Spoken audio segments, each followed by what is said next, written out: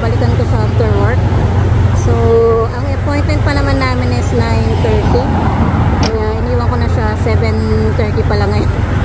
So, iwan ko na siya dyan, balikan ko mamaya. Tatawag daw sila pag maaga natapos. So, bye-bye Abu, see you later.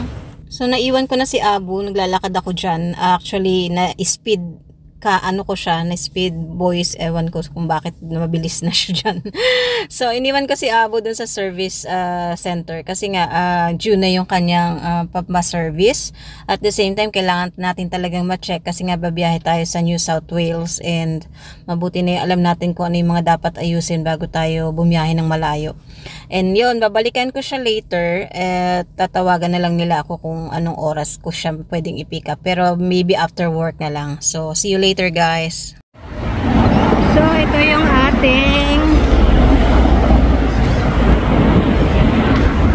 yan yung ating view.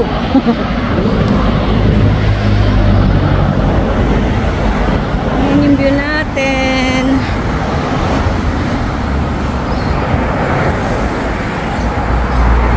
So, wala pang naglalakad today. Ngayong oras na to.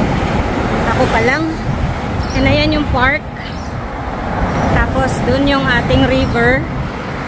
May mga boat dyan na naka-park din.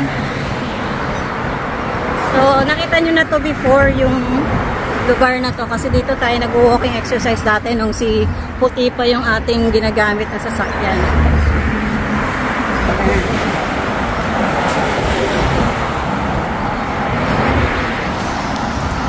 So, ito, ang ganda ng Bundaberg, diba? Tahimik. Hindi siya ganun ka-traffic. At the same time, mababait ang mga tao dito. So far, wala pa naman akong na-encounter na kakaibang tao. Yung medyo bastos. Kaya, lahat dito so far friendly naman.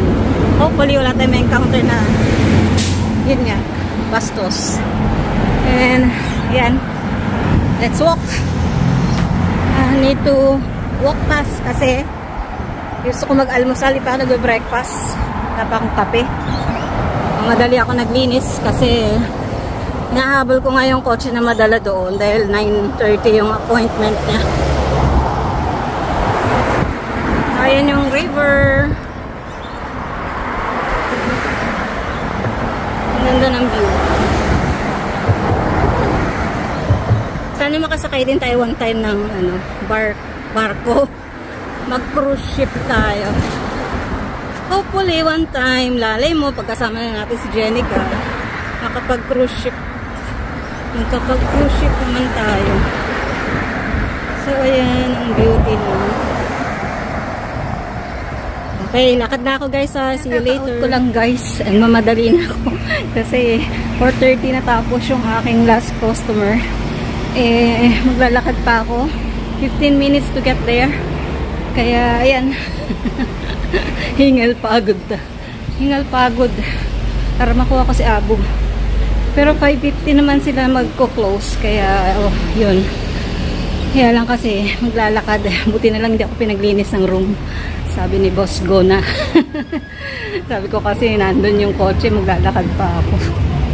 So, update ko kayo later kung anong meron kay Abu mamaya.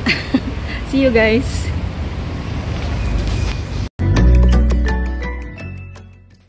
Hi guys, dito na tayo sa bahay and yun, nakuha ko na si Abu.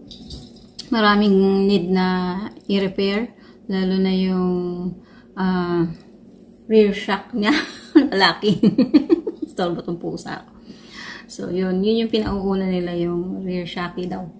Tapos need namin palitan yung battery. At the same time yung gulong kailangan namin palitan. And mayroon pa isa, yung pwede naman daw yung next service na yung mga spare plug, something like that.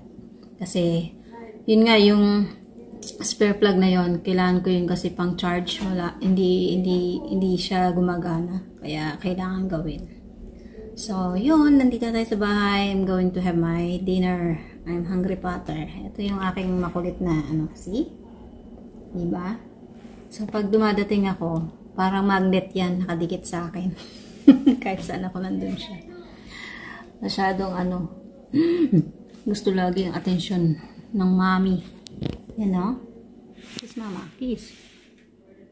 Oh, really good. Kain na ako guys. Magluto ko ng noodles.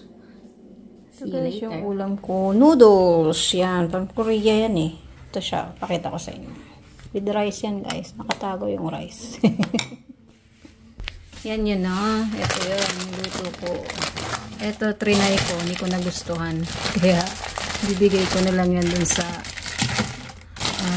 kanamili ito. Meron pa nga dun ng spicy. Hindi ko gusto. So, yan.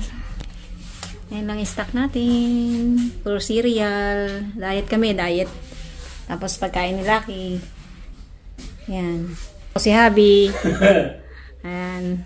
Tsaka yung aming baby na makulit. Ayan, no? Kabantay sa food ko yan eh. Laging kumakain ng ano yan eh. Tumitikim. Ayan. Yung isa din kakain ng cookies. O, kain cookies. Dinner na ako guys. Yung binayaran natin sa kotse is 258. Ngayon, yung ating gagastusin para maayos yung kotse natin without panong mga tires nasa 1,058 or more than. Kasi, ano lang yun, estimated na amount. So, kailangan namin pagawa yun. Ha? Plus the tire. Yeah, plus the tire. So, maybe aabot kami ng kulang-kulang 2,000. Good luck na lang sa amin kasi kailangan namin ayusin yung kotse kasi nga alis kami. So, yun. So, hanggang dito na lang yung vlog. Kakain na ako and I'll see you next time. Bye guys. Good night.